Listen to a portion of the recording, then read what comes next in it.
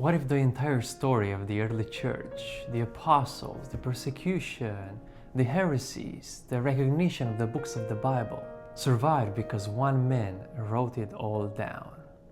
Meet Eusebius of Caesarea, the father of church history, whose book remains the irreplaceable roadmap from the apostle to the emperor Constantine.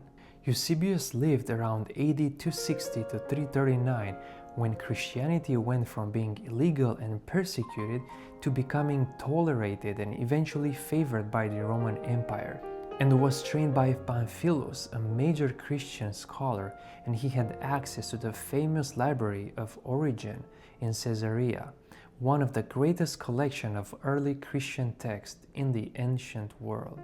He wrote about Jesus and the apostles, the persecutions under Nero, the early church fathers, the persecution under Domitian, Justin the Martyr and Origen and Constantine, and the triumph of the church.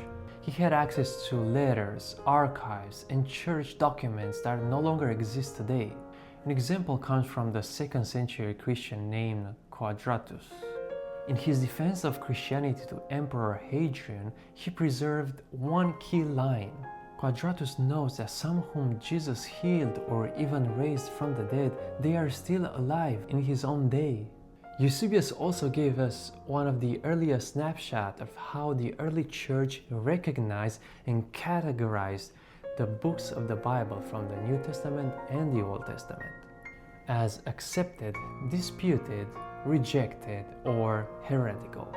And by the way, Eusebius quotes the early list of the Old Testament books, excluding the Apocrypha books, so we could say the reformers were right. He also includes a letter that Jesus supposedly wrote to King Abgar of Edessa, promising to send a disciple to heal him. The Christian, of course, didn't treat it like scripture, but its inclusion mattered because it shows how the early Christians were preserving memories, identity, and stories beyond the gospel. But here's a part that people usually forget. Eusebius also preserves stories about martyrdom. Not legends, but names, details, and final moments. He writes, "He was commanded to perform the sacrifice, but when he refused, they stripped him and raised him high and beat him all over with rods until his body was covered in wounds, hoping this would force him to comply. But he remained unmoved.